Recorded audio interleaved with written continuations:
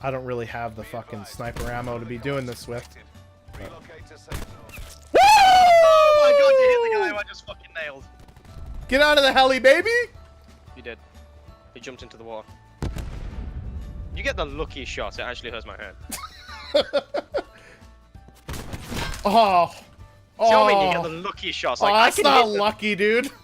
Yeah, it is. Most early reviews of the Call of Duty Black Ops 4 Blackout beta, I mean demo, and yes, it's a demo when the game comes out in less than a month, were actually really positive, so I was quite optimistic when I finally got my hands on it. It's clearly obvious where the resources for this game were put when comparing it to the copy-paste from the previous game multiplayer portion when you play Blackout, the Battle Royale mode, which is a pleasant surprise for a Call of Duty game. It's got a huge map, plays really smooth for having 88 players when Call of Duty could previously only hold 18 in a multiplayer match and around 40 in the social HQ setting with the previous title, and has introduced new things like vehicles into a Call of Duty multiplayer mode. However, for a Battle Royale mode, it's grossly mediocre, more of the same from the genre, and left me more with a feeling of meh than I can't wait to play this when it actually launches. It doesn't even come close to the Call of Duty action-packed run-and-gun depiction that the trailer gives off, and it barely feels like a Call of Duty game at all. It's more like a Battle Royale mode that's been shoehorned into a Call of Duty game,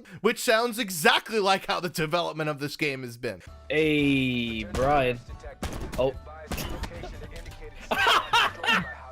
What? I shot him like 3 times with the pistol. I thought that would have killed him, man. I'm trying not to sound like a PC Master racist, but I have to point it out. The early positive reviews were from the PlayStation 4 because they got their hands on the beta early because Sony and Activision are both spelled with $signs, and there is no modern military first-person battle royale game for the console, and even for the Xbox One, the only game that even remotely fits the description is PUBG, which runs like a car that had bacon grease poured into the engine instead of oil, versus on PC we have tons of battle royale games that fit that mold. PUBG, that, by the way, actually plays halfway decent on hardware that doesn't belong in an abandoned Radio Shack. Isles of Nine, Fractured Land, Survivarium, Fear the Wolves, and even the Call of Duty Online Battle Royale mode. That list also doesn't include the plethora of other Battle Royale games that have been PC only, so with consoles, less options means the mediocre offerings kind of stand out more. But there are things that can be done to the mode to make it something more unique to the genre and not feel like a more polished but with less little features than PUBG experience. Clock Norris. Oh! I guess these really fucking lucky shots. It hurts my head. Honestly, it does. That was a sick shot. There was a limited time mode that came out on Saturday called Frenzy Close Quarters that was duos only, spawned just SMG, shotguns, and pistols, and the circle was both smaller and collapsed faster and hit harder. This felt like a Call of Duty game adapted for Battle Royale, whereas the normal mode feels like a Battle Royale mode adapted for Call of Duty. The biggest problem with the game is the pacing. Both the initial circle being way too big and the contraction time being way too slow means that after the initial gun rush and fighting in the drop areas, there's almost no action until you get into the very end circles. In the Frenzy Close Quarters mode, you're constantly moving and the pace of the circle forces players together, which means that there's always action either happening or very close to occurring that you need to pay attention to. Games are over in like 10 to 15 minutes instead of nearing on a half an hour, and you can just tell by watching that this is much more a Call of Duty experience. That's how COD BR should feel, like that. Yeah, that was awesome. Not boring. I approve this message. That should have been how it was. That was been fun, man. The map itself is way too barren for the game mode, which I'm guessing they'll make like Fortnite and add in additional named locations as the life cycle of Black Ops 4 goes along. Once you get over the nostalgia of the updated locations of the previous COD games, which for me was almost instantaneously because I've played all those Call of Duty games for fucking eons now, you'll see just how bad the map actually plays. With the fact that you could wingsuit to any location on the map, not just certain ones within the radius of the initial helicopter trajectory, it means that after that gun rush, players are spread out all over the map, combined with the giant initial circle means a really, really fucking resident sleeper mid-game. PUBG mitigates this really slow mid-game problem by having a much better looting system whereby you could stock up on items as you get into those final showdowns, you're all beefed up and ready to go. But with how loot is scattered in Blackout, with attachments and body armor being more rare because of tons of useless items like perks and too many lower tiered guns just lying around, trying to loot mid-game feels futile because you're never actually getting getting anything that you need, especially when there's only 5 or 10 if you have backpack slots, instead of an unlimited slot but limited capacity backpack to fill in PUBG. Speaking of the circle, my buddies had a clever idea to prevent people from staying back along the edge of the circle, since there is relatively not a huge penalty and players will play the zone to shoot people in the back while running in because they don't get hit that often if they actually end up falling back into the zone. Have a zombie horde spawn in the restricted area to attack those stragglers. This way, players that are stuck in the zone not only have to fend off the damage tick and the decreased visibility, but also have to deal with zombies potentially in their way getting into the zone.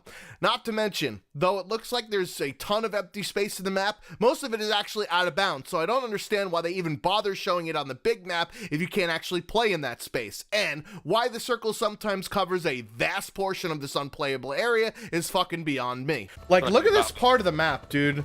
Like, why is this a part of the... There's nothing up here.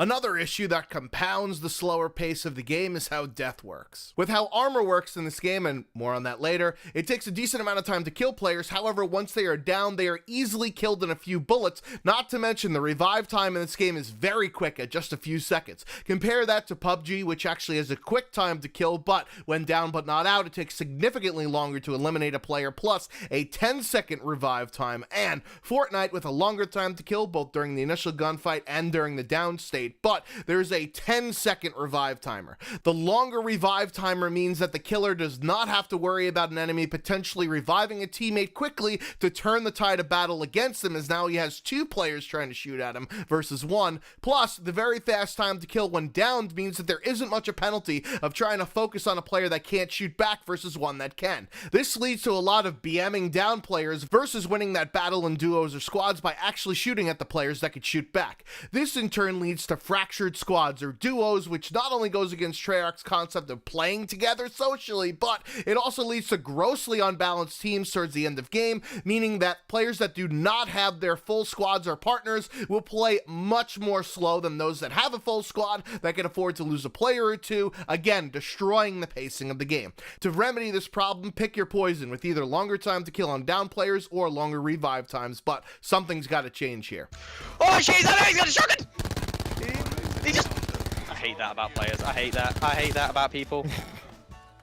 I'm lighting him up and he just... It's like, he just no, fucking I'm focused gonna kill the down guy instead. Aside from the pacing of the game, there's a lot of quality of life features that other games offer that just isn't there with Blackout right now. The looting menu is supercalifragilisticexpial atrocious on console, where it seems like every time I'm watching console gameplay, somebody is just rifling through items one by one in a fucking bag in a goddamn giant linked list, whereas it's better on PC, but it's still not the drag and drop level of PUBG that is ideal for mouse and keyboard.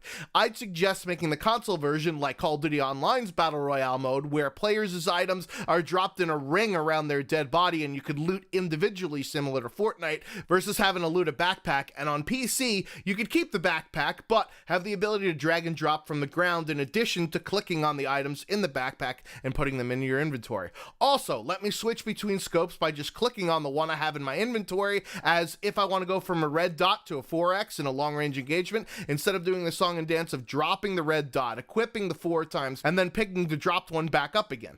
Additionally, with inventory management, let me be able to keybind swapping through meds with, say, the 4 key, whereas if I hit the 4 key, it goes from first aid kits to trauma kits to bandages, and swapping through equipment with, let's say, the 5 key, kind of like in PUBG, that lets me switch between grenades and mesh mines and RC cars, instead of having to pull up the inventory menu in order to obstruct my view. Lastly, give numeric values for how damaged my armor is, such that I can see whether or not I need to swap to something on the ground, because I have no idea how much damage I can currently take, which leads into my next topic, and again, another controversial one that was an issue in multiplayer too. Armor makes the gunfights very inconsistent. I'm not sure if this is related to not knowing how damaged our shit is, but the damage reduction seems way too high with certain levels of armor, and at other times it seems like you get melted with the better gear. I can understand rewarding headshots, but having level 3 armor that has both a 65% bullet reduction and a helmet is a bit overkill. Armor should scale more like 15-30-30, with the level 3 getting helmets instead of a ridiculous amount of bullet reduction and headshot reduction. This way you do reward good aim without relying on RNG to make players vastly superior to others. Look at that! How many bullets? How many?